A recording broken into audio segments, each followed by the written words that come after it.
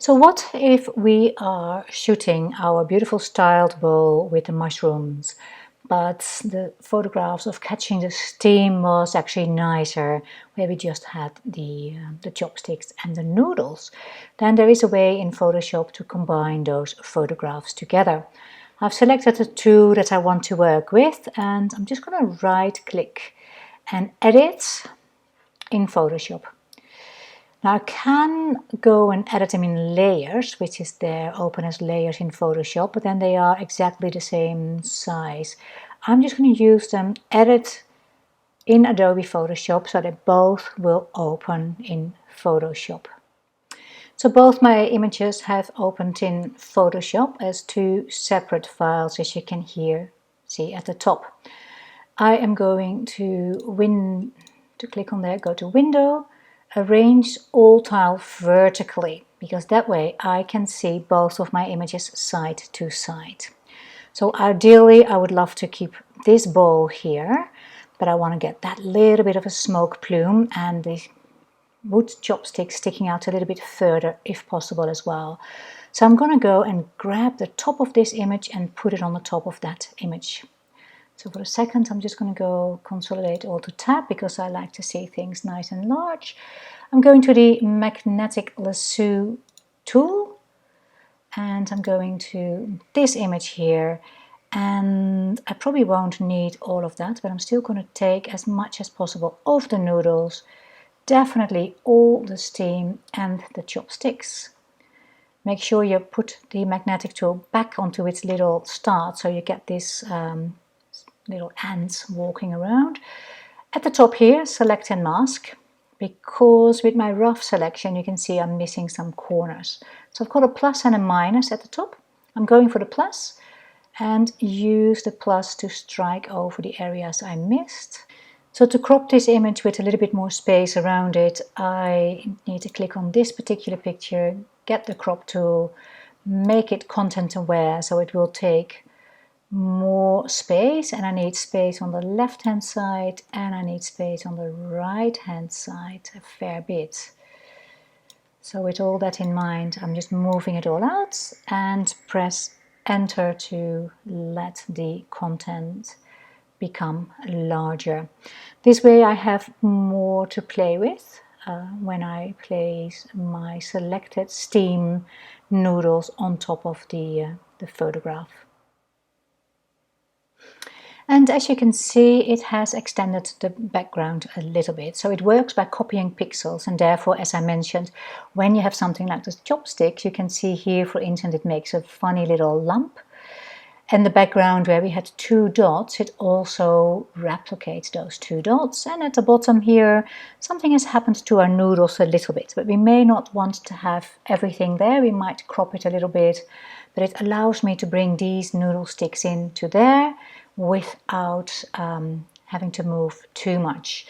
So I'm going to go to this side here, grab my move tool, and grab these noodles that I selected and drag them over to this side of the picture.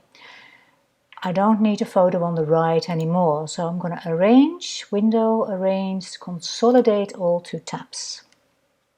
And from here I can now decide to really just look at my noodles and where would I like those to be. Sometimes when you can't see it properly, you can also go to this box here, where in the layer column, with this one highlighted, you can change the opacity a fair bit. And if I then make it a little bit larger and move my noodles, I can see whereabouts my noodles, which are quite a bit larger than the other one.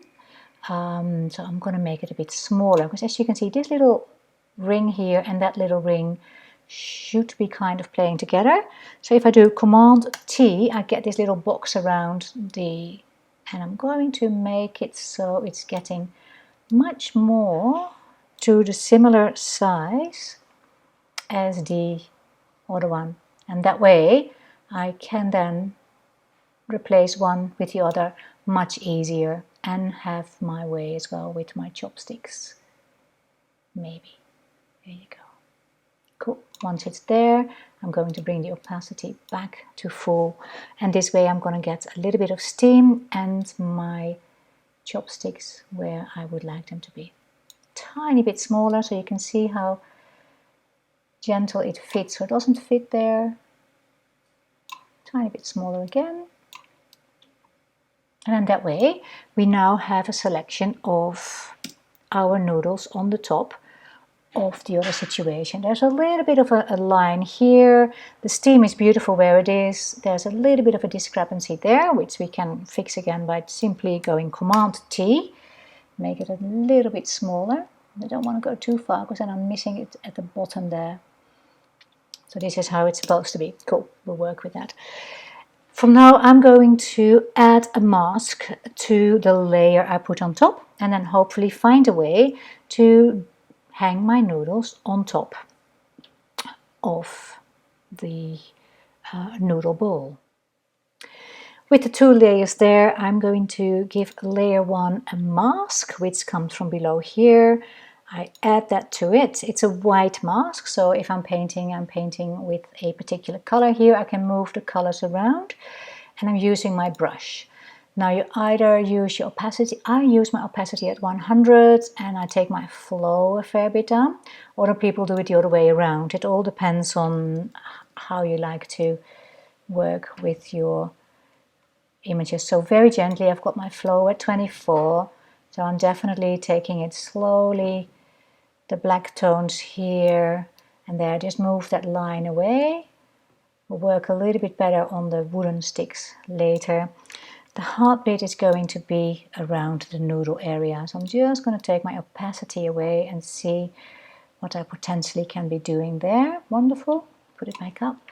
So if I move the noodles away, I will get back to my mushrooms there.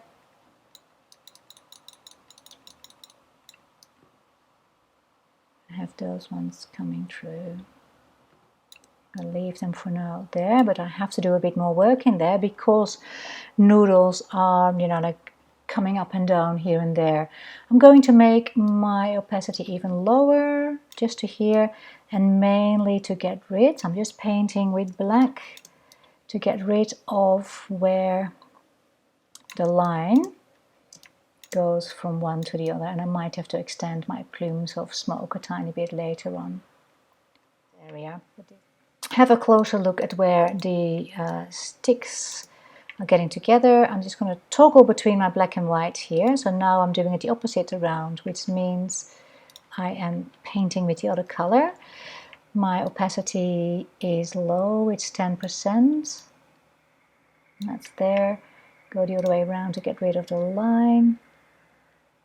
And then work on this little bit that happens with my clone tools. Briefly now, somewhere in here I have noodles that are visible. So I just want to see where they are. I can turn these off and on. So I have a little bit of steam, which is working in my benefit. Just making that line even softer as I can see it popping up. And I make it even larger here by using my Command plus ones. Cool, and a tiny little one here where I'm just going to take a bit of the noodle material away.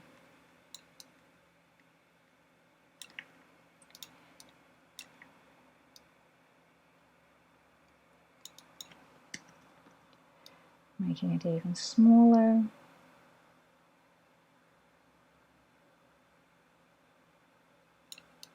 Cool.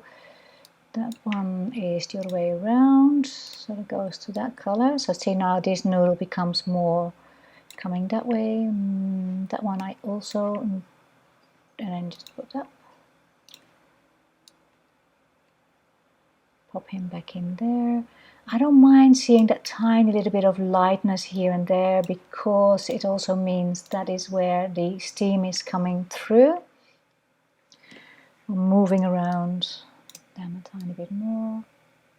Go this way.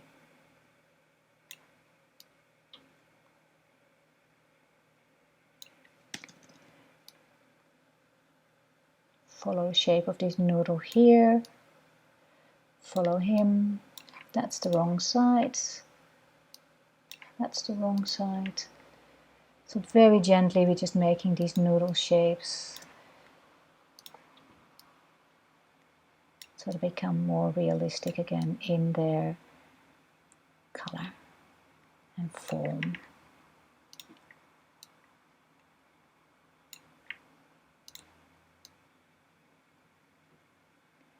Tiny little bits here and there. Cool. Command minus takes us out again, and the noodles are falling definitely a fair bit more natural. Command 0 will take it to the front. I'm just going to crop it so I can get rid of the I'm going for an unconstrained ratio, so I can literally drag the top one right to there. I like that. I like having a tiny bit here. I might just take it a minuscule bit out. And this also shows me my rule of thirds, so I can really see where would I like certain things to be.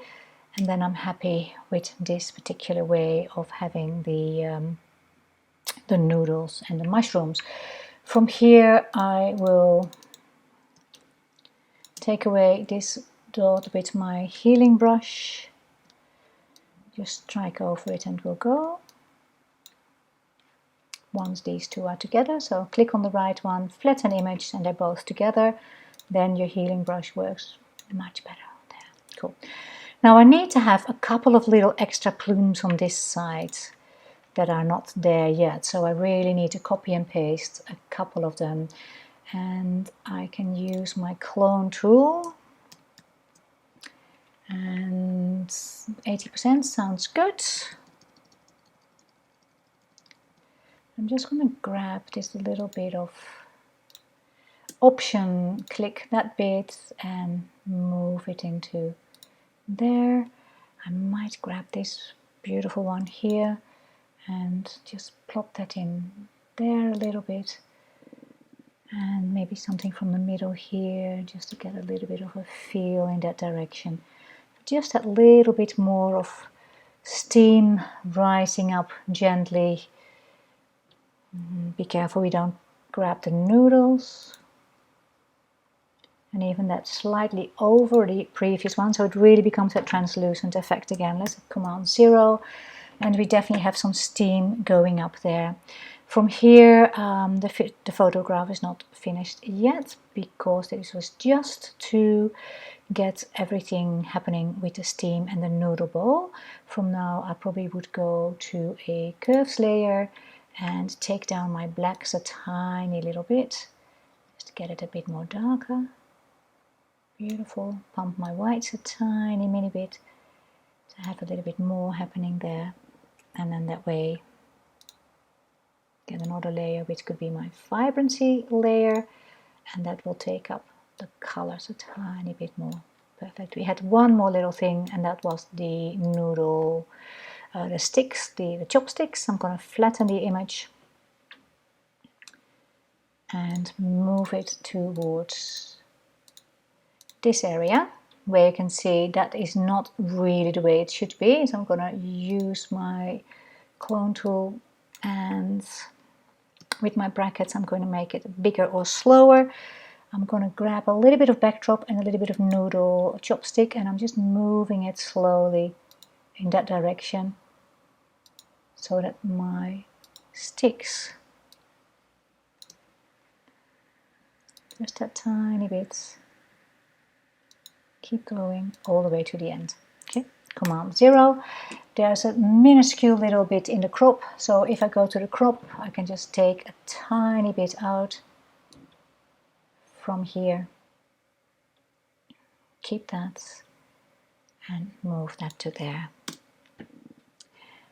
And that's how my final photograph will be for the time being. There still needs to be quite a bit more work, little crumbs need to be picked up, and a good look at the bowl, which is our normal way of retouching, where you look through things and just touch up little things that may be slightly annoying, crumbs that are in places where you don't really want them. I just grab that with my healing brush, and that there is also from having the content aware way of making that mushroom go. This one is a bit odd, the white shape there, so that's going completely.